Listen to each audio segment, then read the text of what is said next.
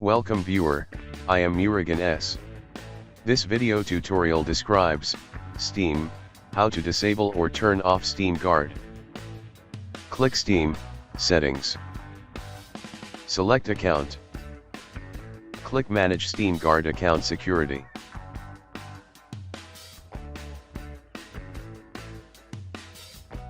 Check, Turn Steam Guard off. Click, Disable Steam Guard.